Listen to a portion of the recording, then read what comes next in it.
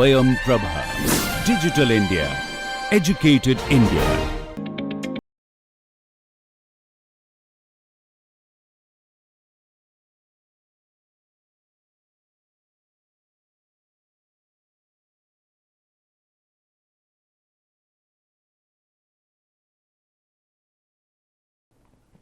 Welcome to the course.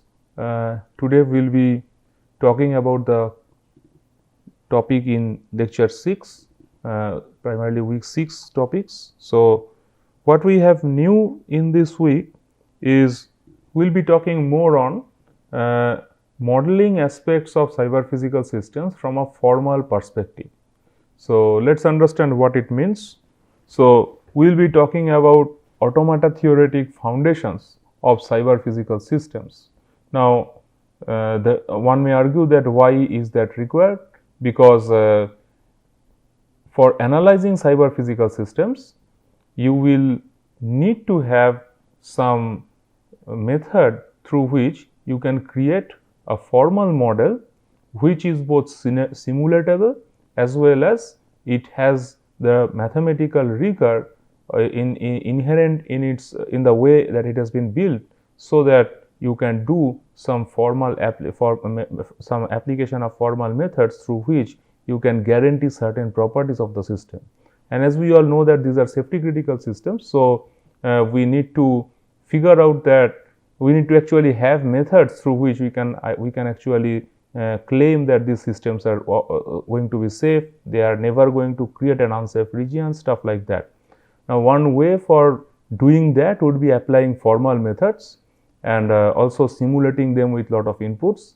Now, in both cases, for simulation as well as applying some formal logic based reasoning method, we need a sound semantic foundation in the modeling paradigm of the cyber physical system.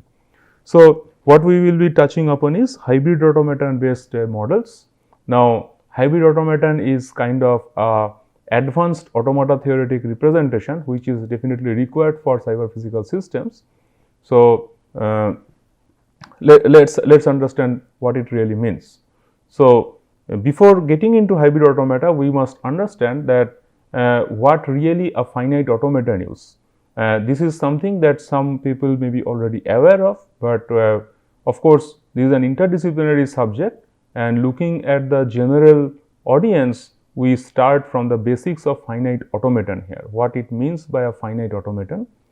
A finite automaton is a mathematical structure which is primarily used to model systems where the number of states is going to be finite.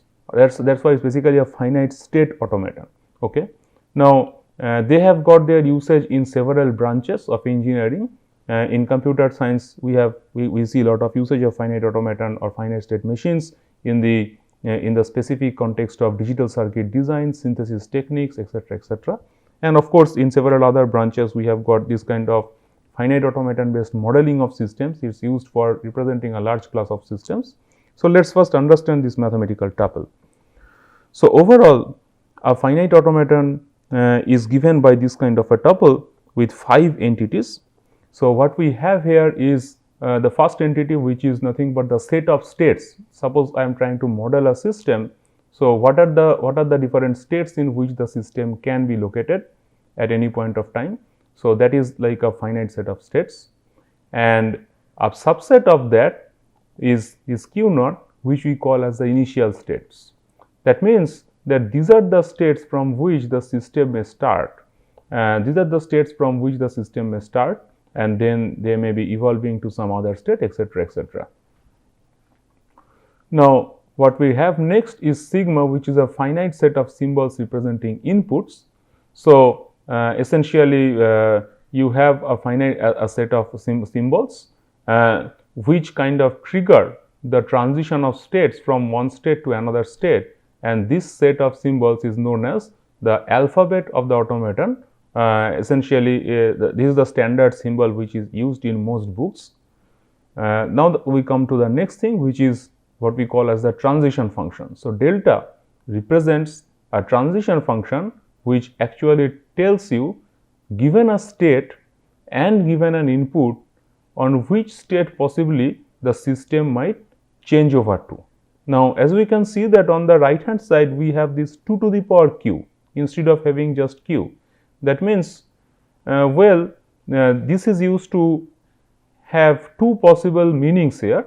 One, this is used to represent two classes of automata, and this is the most general representation. So, once we write 2 to the power q, that means we are talking about the power set of states, which means in the general case, given a state and an input, we are saying the system can go to a set of possible locations, right, or set of possible states. Now, so that's what it means when in the right hand side, that is the range set, it is represented by this power set of the set of states. Now, had this been q, that means for every state and every input, we would be giving only one choice to the system. So, that is a deterministic automaton, and once we make it as 2 to the power q, we are saying that given a state and an input, the system can jump to a set of possible states, any one of them. So, this brings in the notion of non-determinism in the system, and that is what we call as a non-deterministic finite automaton. And finally, what we have is a set of accepting states. F is a subset of Q. That means, if the system's run is getting into any of these accept states, then we say that we have a sequence of inputs for which is accepted by this automaton. We will see more into that in detail. So, let us take some examples here.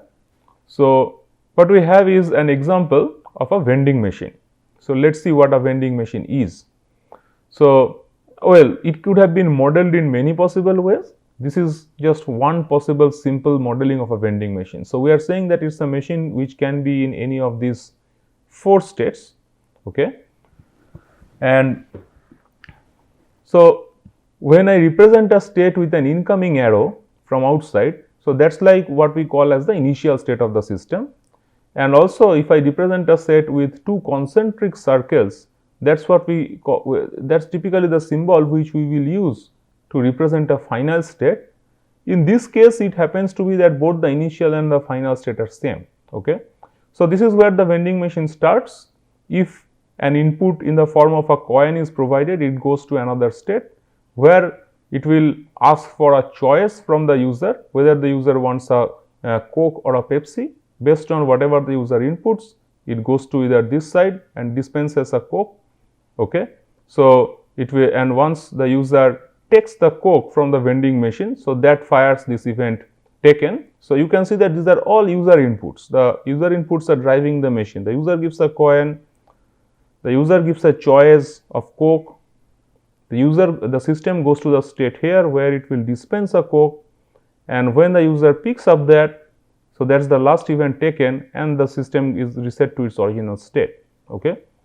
So, as you can see through this example, you have a finite automaton with these 4 states Q0, Q1, Q2, Q3, and Q0 is the initial state, and sigma is kind of the alphabet of the system: coin, Coke, Pepsi and taken. So, these are the 4 inputs that you have, and here we have a transition function. So, this transition function is kind of representing all these transition relations that we talked about, that well, if I am in Q0 and a coin comes in, the system will jump to Q1. If I am in Q1 and the event Coke comes in, the system jumps to Q2 and so forth. So, that is how it operates, and we have this final state, that is Q0. So, here we have this system's example with a run where we start at Q0 and then we go to Q1, then Q2 and then again Q0, and that is how the system works. Okay. So, as we can see that in this run, this sequence of inputs, that is coin, Coke and taken. So, this sequence of inputs taken from the alphabet, they form a member string of the language of the automaton. Why? Because with this string, the system could start from the initial state and the system could reach the final state. In this case, both the initial and the final state happen to be the state Q0. Now, coming to another important property, that what do I mean by the language of the automaton?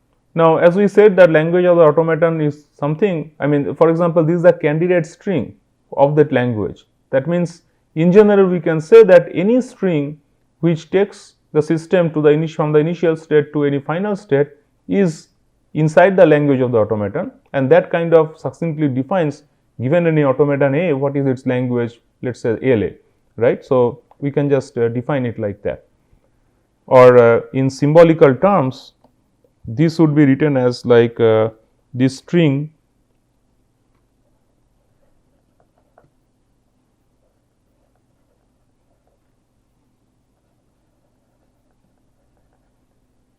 is a member of the language of some automaton A, where this A is the automaton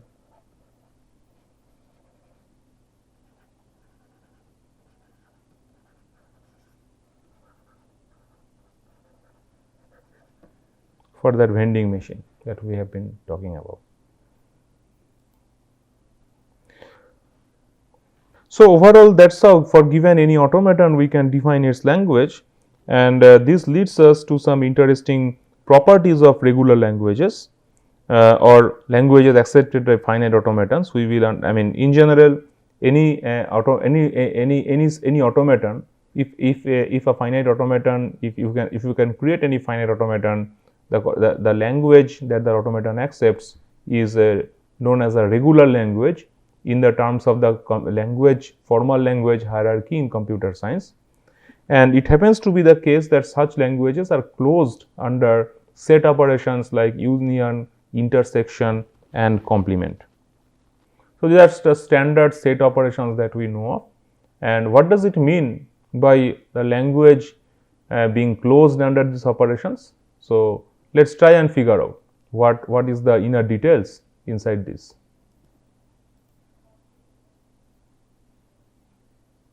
So, before that we will also discuss some more examples. For example, this is a garage counter.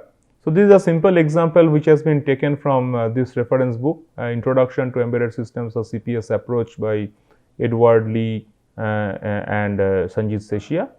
Also, I must say that this previous example was taken from this recent book, Hybrid Dynamical Systems.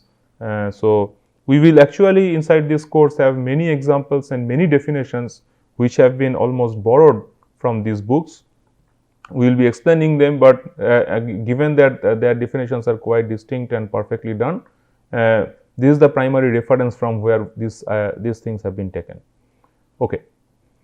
Now, coming to this example. So, the reason we have this example here is something specific. So, you can see that we are saying that, well, let there be a garage counter. That means it is simply counting the number of cars that are going inside a garage and the number of cars that are coming.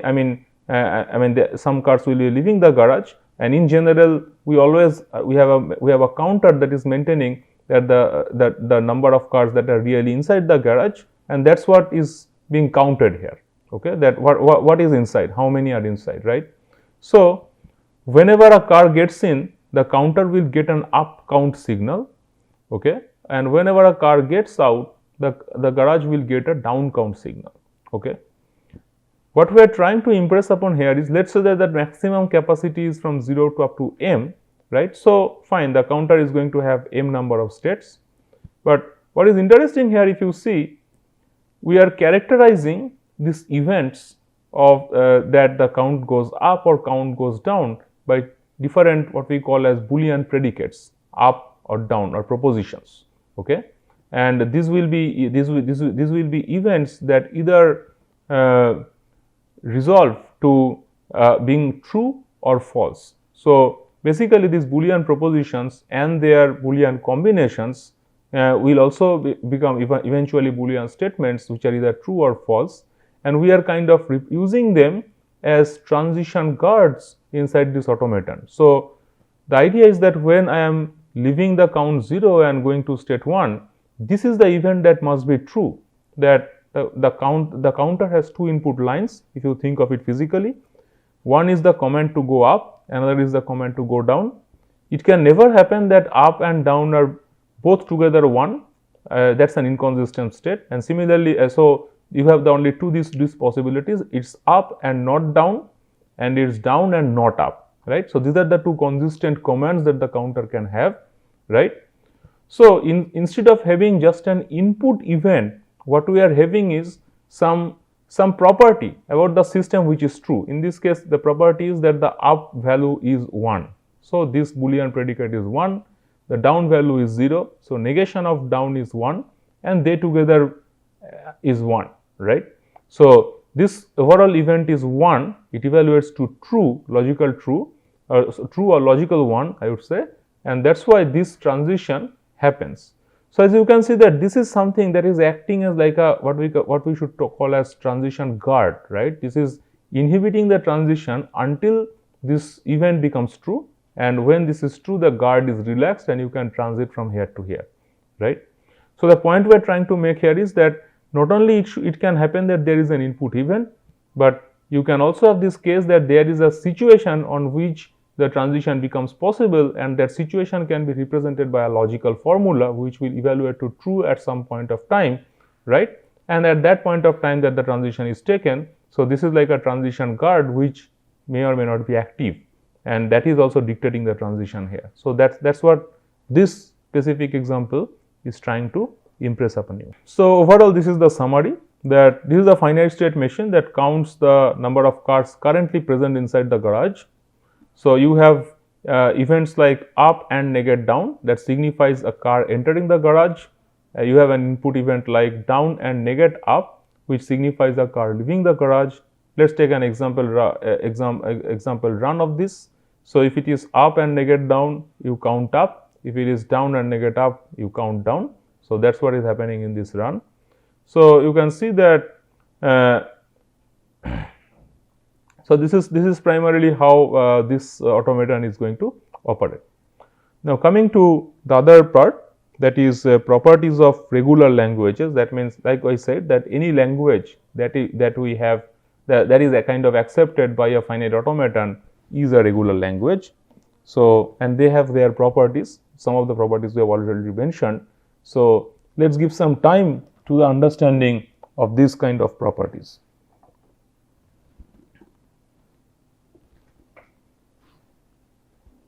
So, before getting into the properties, let us understand that in CS theory you have this hierarchy of languages.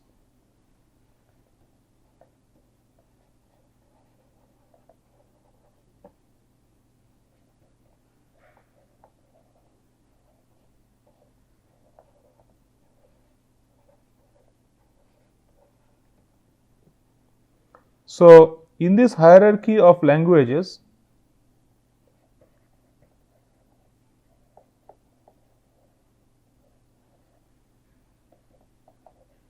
at the lowest level you have the set of languages, okay, which are all accepted by. So, you can say that these are languages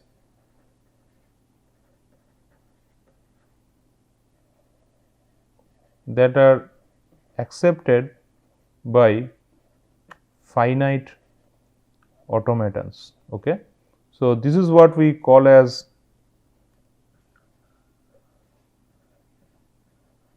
regular languages.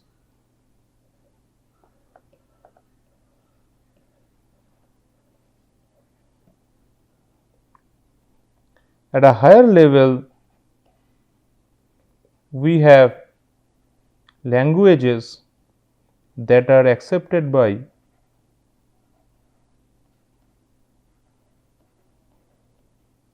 what we call as push down automatons. So, what is a push down automaton?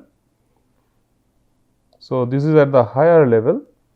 So, a push down automaton is nothing but a finite automaton along with a stack.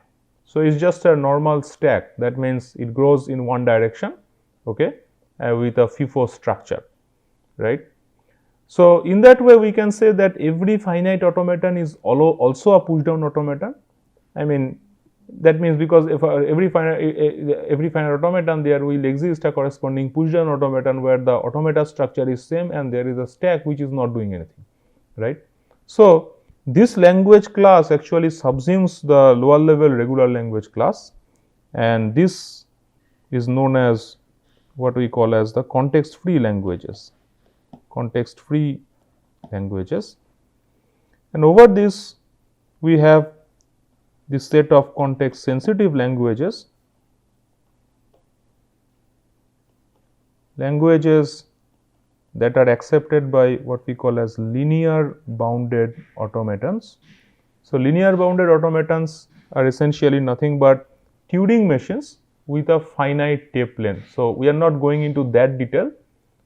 This is just for a general picture here. The Turing machines are the highest level of computing power. They represent the highest level of computing power.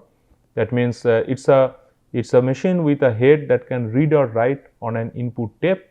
There is some input on the tape and the machine can read and write on the tape, okay, based on some transition function, and the tape is infinite, at least on one side.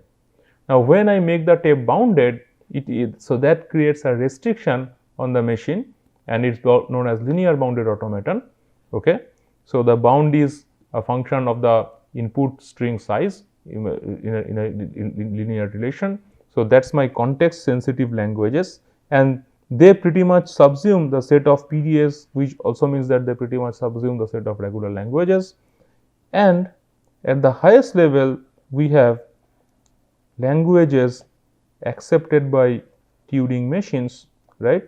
So, these are the unrestricted language class. So, this is pretty much your Chomsky hierarchy, or name. So, basically the language hierarchy named after the eminent researcher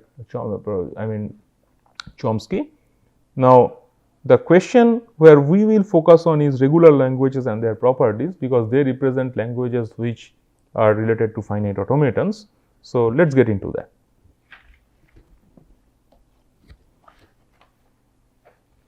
So, what we will start with is, if you remember, when we were talking about the transition function, we wrote something like this, right. This, you are in a state and there is an input event. So, you go to some state. Now, you can either go to a unique state or you can go to a set of possible states, any one of them, right. So, this representations corresponds to what we call as deterministic finite automaton, and this representation corresponds to what we call as non-deterministic finite automaton. Why? Because of course, in this case there is a unique state where we want to jump, and here what we have is a set of possible states and we want to jump into any one of them. Okay.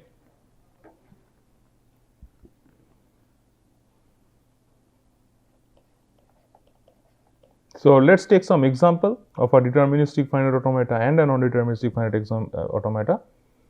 So, just draw a simple example here.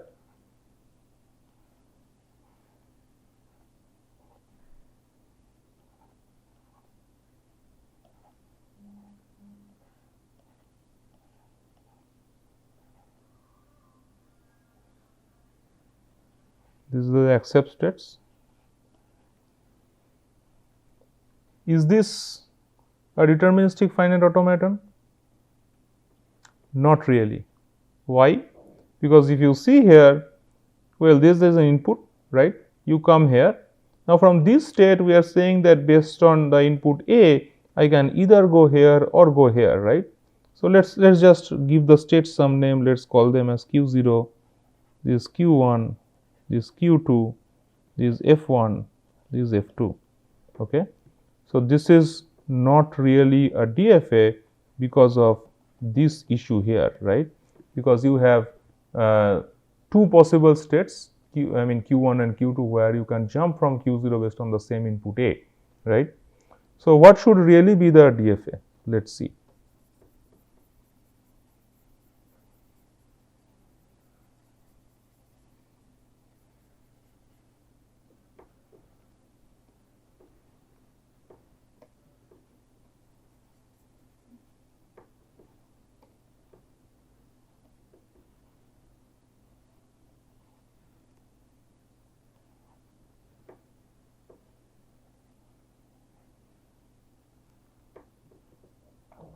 So, suppose this is the input, you are here, then there is one A, you go here, and then it's sorry.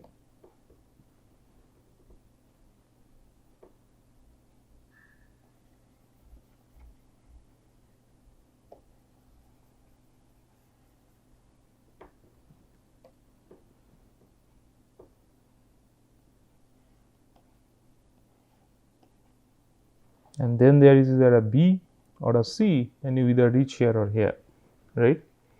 So, look at this automaton. Now, can we say this as a deterministic automaton? Yes. Why? Because if you see this automaton, all the transitions are uniquely mapping from a current state to a future state. From here you go to Q0 from initially, then from Q0 with A you go to Q1, and then Q1 only if it is B you come here, only if it is C you come to F2, right. Of course, needless to say that both this and the previous automata, the NFA version, they accept the same language. Now, there is something important we must understand, that while it may seem that NFAs have got more modeling power, because based on the same input I can go to multiple possible states, I mean any one of the multiple possible states, but still for any NFA, whatever it is its language, there will be a corresponding DFA that exists. So, I mean the set of all possible languages accepted by NFAs is exactly equal to the set of the languages accepted by DFAs. All that may happen that for any NFA, if you are going to create the corresponding DFA, its size will be exponential. The number of states that the DFA shall have will be exponential.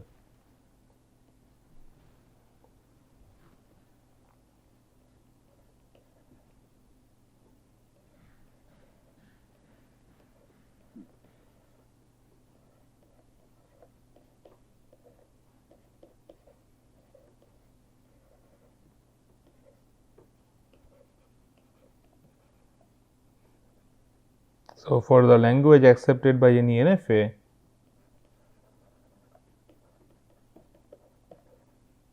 there exists a DFA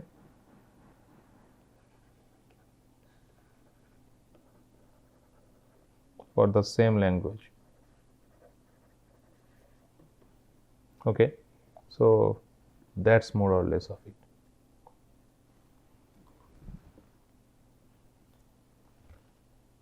Now, what we have previously said, if you remember that the set of regular languages, they are closed under properties like union, intersection and complement, standard set theoric properties. So, let us first understand what does that statement even mean. So, when I say that this set, let us call it this set of all regular languages, right.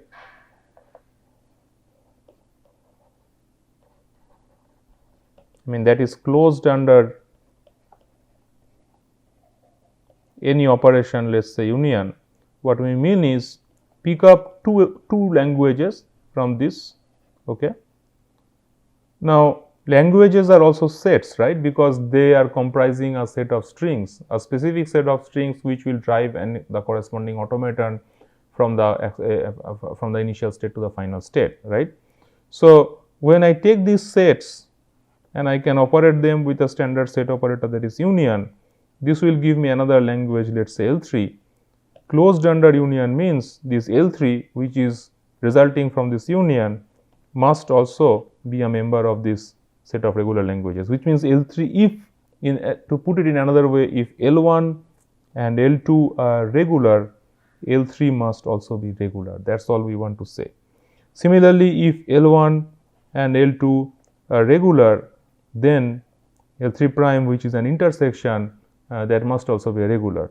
Similarly, if L is regular, then negation of L, that means the complement set of the language must also be regular. That is what we are saying here. Okay, with this we will end this session. Thank you for your attention.